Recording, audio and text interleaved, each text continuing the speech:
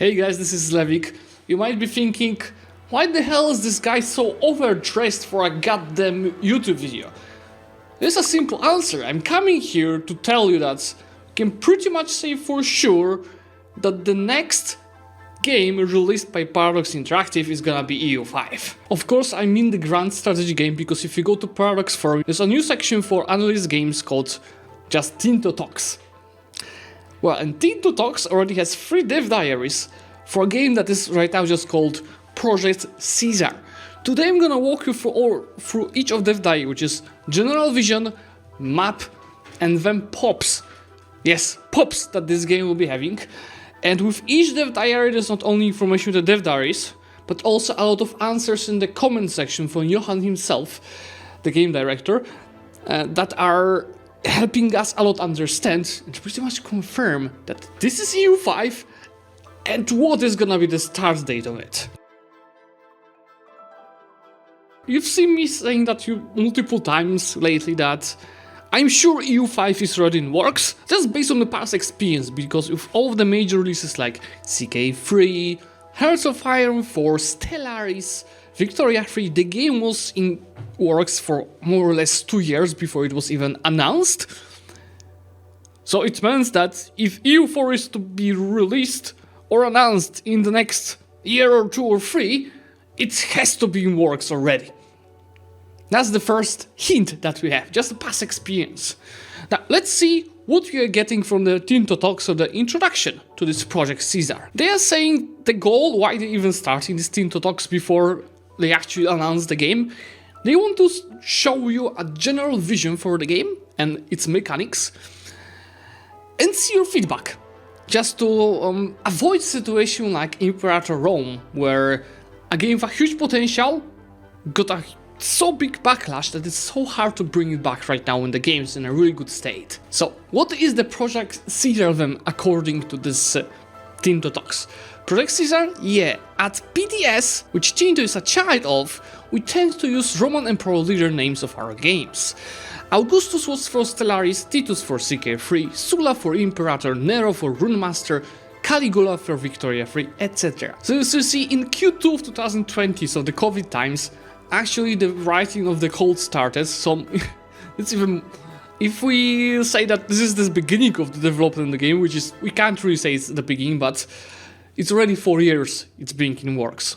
Less than 4 years, right? It's worth reminding that not so long after that, EU4 development moved from Sweden to Spain to Paradox Tinto, because I believe Paradox Tinto took over development in EU4 at the end of 2020 or early 2021. So that's...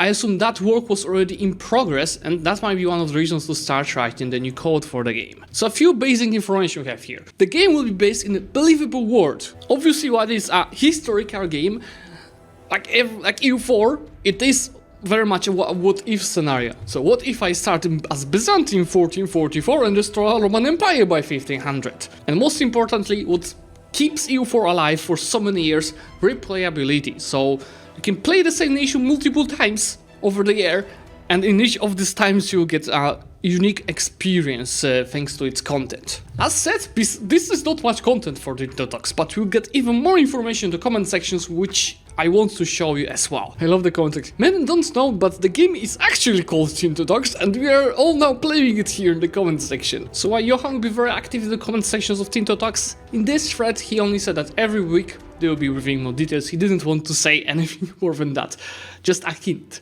So, based on this first Tinto Talks, I was like, yeah, this is probably EU5, but you have no proof it is. It might be, but there's no proof to clickbait on YouTube if, oh, EU5 is announced video. I don't like clickbait, that's why I hesitated to post anything yet. But let's go to the second Tinto Talks and see what they talk about maps, which is giving us even more hints. It might be an EU5. So first of all, it's about the projection of the map, because they're not using the globe for the gameplay itself. They have to use a projection which is as close as possible to show an actual map, which is really hard with the projections.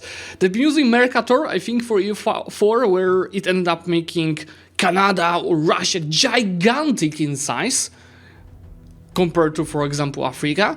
And now they decide that they're gonna choose a bit different projection, and this time they'll go for the Gauss stereographic projection, which is looking more or less like this. Next information is getting like how the locations in game will be working. Meaning that, for example, in EU4, right, you have a province, a few provinces create a state or area, a few areas are creating a region, a few regions are creating a subcontinent, a few subcontinents are creating continents. For this new game that is unannounced yet, they'll create one smaller type of allocation that will be inside a province. So pretty much something that we already saw in Imperator Rome. And this, how to call it, and these things will be called locations. You see, we have location, then a province, then area, region, subcontinent, and continent. Right away I get an example of the homeland of Parallax Interactive, so Stockholm region. So you see we have location Stockholm, which is then in the province of Uppland, which is in the Svealand area, Scandinavia region, Western Europe subcontinent, and Europe continent. They are giving us a reason why they went for such a granularity. So it's all gameplay driven according to this, making the gameplay both on peacetime and the wartime just more engaging, give us more abilities to develop and grow our country. Then we are having an explanation of the 4 types of the locations that we'll see in game. First is just a normal settled location, just like, you know, a standard province in EU4. Then we've got a sea location that you see over here already. The one big change in the map that we will expect from this is, and it was visible I think in a previous map a little bit, is that some seas won't be passable. You just can't go from here to here. You have to just go very much around. And this is also another suggestion to maybe EU5, because in the time period of EU5, the technology wasn't so advanced that you could just go anywhere on the sea. There are just certain paths that were being used to get to specific places as fast as possible. So that's actually, I think, a good change. It might be even funnier. We'll see in the wartime how to, you know, handle the battles on the navies. Then as for the 2 other location types, we've got impassable wasteland. So for example, Sahara, major of the waters, just like here, while the final ones are called passages. So these are land locations that cannot be settled by anyone, but you can still go for them while having a serious attrition. So if you go back to this map and we make it bigger, you'll see that these are most probably all just passages through Sahara, which is a really good change. We have some of this stuff in our MP mode, obviously on a bit lower level. Another change compared to EU4 that we will see is how they treat a single province, not location, province terrain value. You see that in the past it was like forest, tundra, desert. So for example, what if a province was a desert mountain? Well, now in the Project Ceasar, they are doing it similar to apparently Victoria 2, where we have a split between a terrain into topography and vegetation. So for example, we've got climate, which is arid, Arctic, continental, which is similar to what we have in EU4 already. But then we've got topography, which is flatland, hills and mountains, and vegetation, which could be forest, woods, farmlands, desert, which just makes it, again, possibly for a deeper gameplay, thanks to this split of the terrain. So even after the second dev diary, we've got a few hints. This could be EU5, but it's still not really certain. But let's go into the comment section. Yes, this is actually me here. EU4 dev diary, Tinto talks. Yeah, Tinto talks, that's where I'm coming for Tinto talks. First of all, confirmation, oh, our friend Sealand is here. Are the water parts with no lines, sea impossible wasteland? Yes. Could you explain why it's restricted to cylindrical, meaning that we just don't go for a globe? Because we decided to not make a globe map engine, partial because it does not serve any purpose and it's so hard to get good overviews at a glance on those. Oh yeah, you can't just see whole world by scrolling out. Another very important thing, confirmation from Johan, that Project Ceasar we have a warfare system that involves moving units in locations of the map. So it's not gonna be a Victoria 3 warfare. One province will have between 4 and 8 locations usually. Thank you, Johan. Probably Victoria 3 style combat. Absolutely not! This is what I like. This is one of the hints it could be EU5. Is there some information to be gained out of the provinces names shown? I don't know anything about Swedish history, but I looked up some of the names on the map. They all seem to be towns that still exist in the modern day at least. Interestingly, the province east of Stockholm seems to be Nordhjälm, a town that has only found in 1622. So, Norrtälje was named in Belgium in the early 13th century, but there are many places named Tälje around. So in the early 15th century, it was referred to as Norra Tälje, and it got its city rights in the 17th century. Two marketplaces in the bay had at least 3 castles around. So you see, this is a hint. This might be a game with the similar game start as EU4. Sealant, why are you mentioning my mod in the comment section? Yeah, they mentioned in this Tinto talks that there will be something controversial in the third part. And you see, the conservation techniques could be something about the start date. Byzantium fans will be not happy with the later start date. No, it will not be anything like that next week. Well, we'll see about that because they hinted so much you can guess the start date. Another very interesting thing, borders. Will they follow provinces like right now, or will they follow locations? The answer is they'll follow locations, so there'll be more border gore and also potentially just, you know, a better ability not only for the game but also for the modders to recreate borders from the specific year.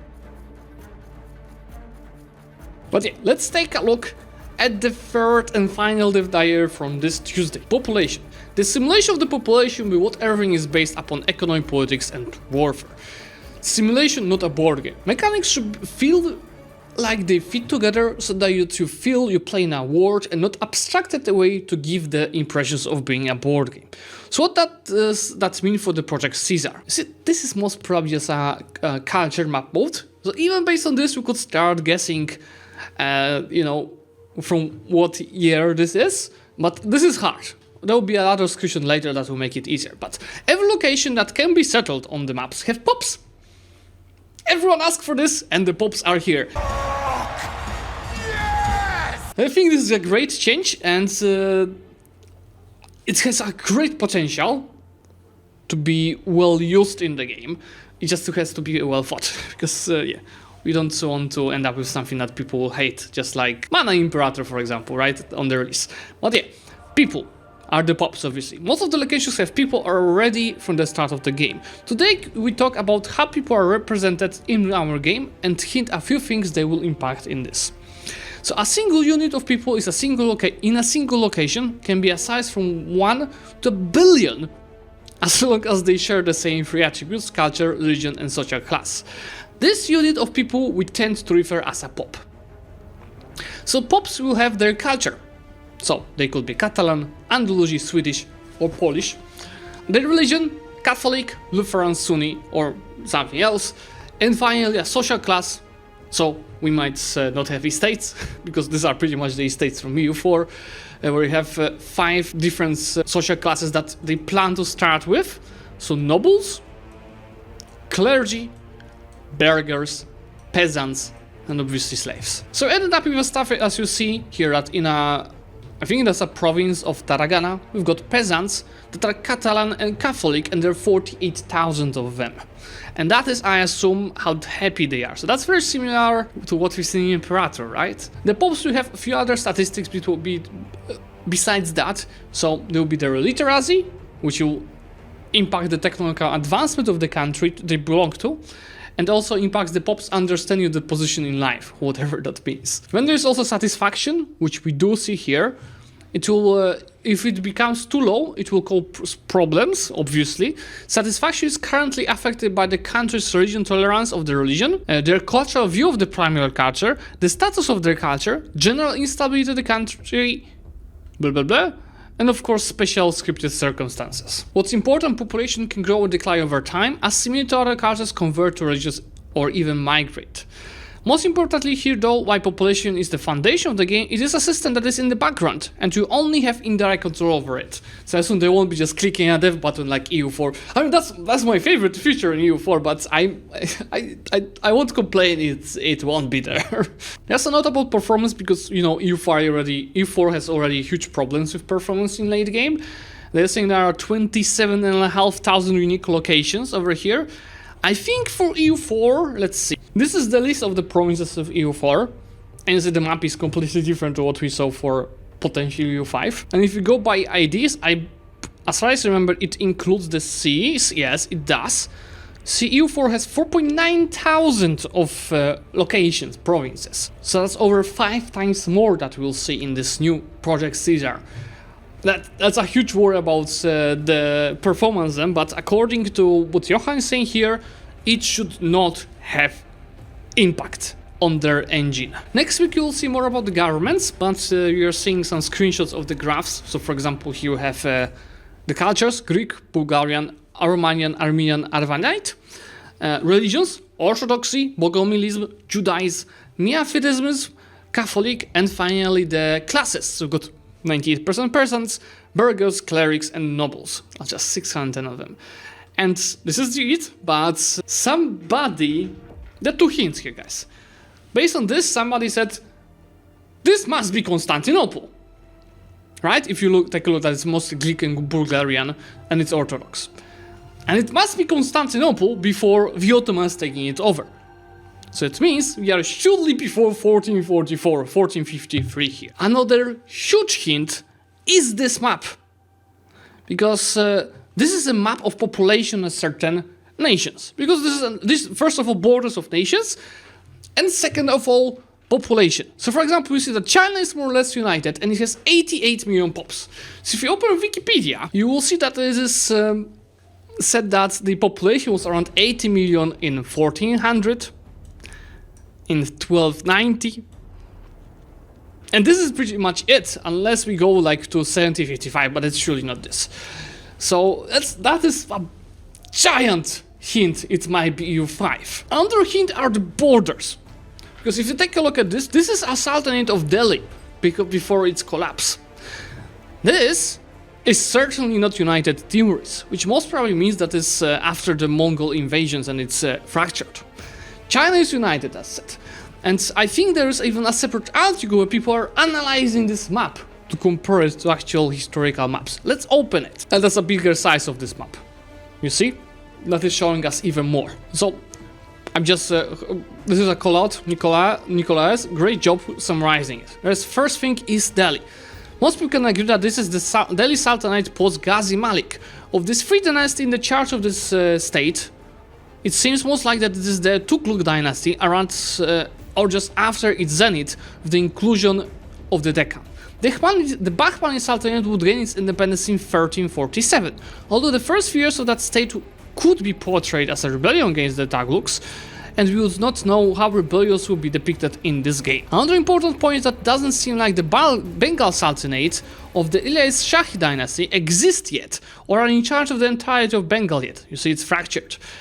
I don't know nearly enough about the Bengal history, blah blah. This is a very good note. So, the first fought around 1350. And it's worth noting that we're not said that it's a starting map of the game. It could be a random map from the middle of it, but let's assume it is a starting map of the game. Second point is Vijay, okay? Hoysala Vijayanagara. I don't think there's much to add here other than that they're either seeing Vijayanagara, founded in 1336, or it's one of its direct predecessors. I'm not familiar with Hoysala's borders developments. Yeah, it's around 1378 as it says. We've got Pandya dynasty in 3, which is in Imperator Rome. Right to the number 2, we are seeing either the Pandya Tamil kingdom on the south, or the Makbar Sultanate, otherwise often referred as the Mudarai Sultanate, which has course in EU4, which was founded in 1335 and would lose its independence in 1378. Again, the same date is being mentioned. 4 is China. This might shake his speculation, but I think that this map is showing the Yuan dynasty before the Red Turban Rebellion in 1351. Again, keeping in mind that we don't know how rebellions will be depicted. Of specific interest might be Yunnan, which in this area would be administered by the Dali kingdom as vassals, specifically the Tuzi chief system, until 1382 when the Ming conquered it completely. This also makes it possible for China to be ruled by the Ming post-Red Turban, which with Vijayanagara landlocked and independent Tamil country of sorts, and the Deccan under Delhi, that seems unlikely to me. Then we've got mess in Persia. Yes, the borders in Iran and Iraq, especially the country with 322,000 population Fars, makes me think that these are the Ilkhanate successor states. The Ilkhanate collapsed in 1335, so it's post this date for sure. Too long didn't read, possibly 1337. I also saw an opinion of the guy, I think it was in my Discord. You can join it if you want to discuss. We have a special channel to discuss this Tinto talks. One guy was saying that this might be 1356. As you know, when you're deciding to start it, you have to do it around a specific date, right? 1356 will be a Battle of Poitiers. But nevertheless, let's go back to the comment section and see what Johan's saying there, because there's again so much feedback that is hidden in this space. Tinto talk. Next week we'll be back talking about something that could be rather controversial. Mimoneci pops are being implemented. And this is the guy saying, this has to be Constantinople. The lack of Turkish culture also is a hint. The pops will be handled at the level of locations. The numbers we saw on the population, the map, are shown per country, like 88 million in China. Then we are speaking about literacy. The guys even mentioning industrial revolution. And Johan is not saying, oh, it's not this time of the game. For peasants, by the end of the game, even 70% will be hard. Meaning that 70%? Even in 20th century, most of the countries didn't have this. Like, I remember, like, in Poland in between the wars, I think it was this was super low. It was never close to this, so yeah, the guy was went a bit too far with 70%. At least that confirms this game is not between Victoria 3 and Hearts of Iron 4, right? We got a confirmation that not all locations are urban, which should be obvious, but it's a good confirmation. Shut up and take my money. Indeed. Now we only need population pyramids. So losing 90% of your May 30 to 30 years olds completely devastates your country. Yeah, probably something for our games in 10 plus years or so. Is there anything that was learned from Victoria 3 that has been able to improve the handling of people? Yes. Of course. How colonial cops will be handled? We'll talk about in one of the future dev diaries. There's someone saying that, oh, there's no Genoese or North Italian population for the Byzantium, and Johan is answering, so it's not saying it's not Byzantium, only if the 5 biggest cultures are shown. That's also very interesting. I never heard of this. Development in EU4, remember, EU4 did not start with development, it started just with base tax, then turned into development. I see, there was, in 2015 became development. Development was originally designed to be reworked into Imperator Room pop system in autumn 2017, but it was deemed as too much work to change now, let's use it for Imperator instead. Okay, I will stop here, guys, because I think we got so much information. You can tell me if I'm wrong, but the title of this video is totally not a clickbait, based on the enormous amount of the information that we got so far. It has to be EU5, what else? So guys, if you did enjoy this video and how much information we already know about Project Ceasar, let me know by liking this video, tell me in comments what you are the most excited about so far, and obviously subscribe to this channel to hear more videos about the future Tinto talks that I'll be presenting to you. For today, thank you so much and bye bye!